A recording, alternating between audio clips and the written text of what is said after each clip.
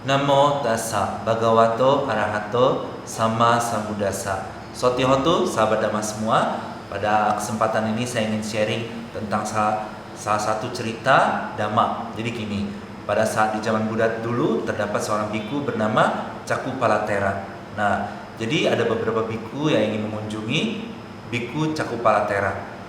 Nah, jadi pada saat beberapa biku itu tersebut mengunjungi Cakupalatera, di depan kuti Bante Cakupalatera terdapat banyak serangga yang mati, ya, serangga mati yang terinjak.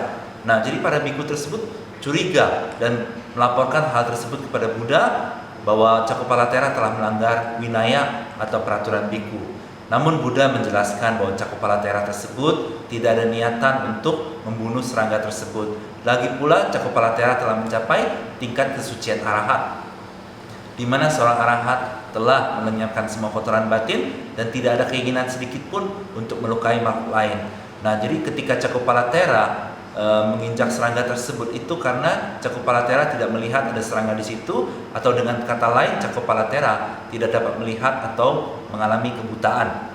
Jadi kenapa beliau mengalami kebutaan? Buddha menjelaskan di masa lampau yang jauh sekali, kelahiran lampau daripada Bante Cakupalatera tersebut, di salah satu kehidupannya beliau pernah terlahir menjadi seorang dokter. Dokter apa? Dokter mata. Nah, ketika beliau menjadi seorang dokter mata, pada saat itu ada seorang perempuan dan dua anaknya mengalami sakit mata. Dua perempuan dan anaknya ini tidak memiliki uang.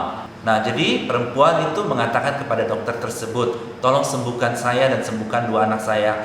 Apabila saya dan anak saya sembuh matanya, kita akan menjadi pembantu dan melayani dokter. Nah, lalu dokter pun setuju dan memberikan obat mata kepada perempuan dan dua anak tersebut. Nah, lambat laun penglihatan daripada perempuan tersebut dan dua anaknya menjadi membaik dan membaik. Tiba-tiba perempuan tersebut khawatir kalau penglihatan mereka menjadi baik, mereka akan menjadi pembantu dan melayani dokter tersebut. Lalu perempuan tersebut berbohong kepada dokter itu. Dia mengatakan, "Dok, mata saya bukan makin sembuh, tapi makin kacau atau makin rusak." Lalu dokternya untuk memastikan mengecek sekali lagi. Lalu ketika dokter itu melihat perempuan dan dua anak itu ternyata matanya sudah menjadi lebih baik, ya tentu karena dia dokter, dia pasti tahu ketika mata pasiennya menjadi lebih baik. Dokter itu langsung berpikir, wow, ternyata perempuan ini ingin membohongi saya, karena mungkin dia takut janjinya bahwa dia akan membantu dan melayani dokter tersebut. Lalu dokter itu karena marah, dia memberikan racun, ya kan, memberikan racun sehingga perempuan tersebut dan dua anaknya itu menjadi buta. Nah, dikarenakan dokter itu telah memiliki niatan dan melakukan niatannya tersebut, membuat mata perempuan tersebut dan dua anaknya buta, di banyak kehidupan sebagai akibat karma buruknya, dokter tersebut mengalami kebutaan sampai di kelahirannya yang terakhir sebagai biku Cakupala. Biku Cakupala mengalami kebutaan dikarenakan akibat dari karma buruk tersebut.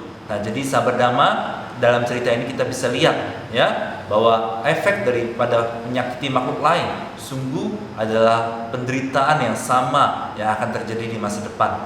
Lalu setelah Buddha menceritakan tentang ini, Buddha mengatakan bait syair seperti ini. Pikiran adalah pelopor, pikiran adalah pemimpin, pikiran adalah pembentuk.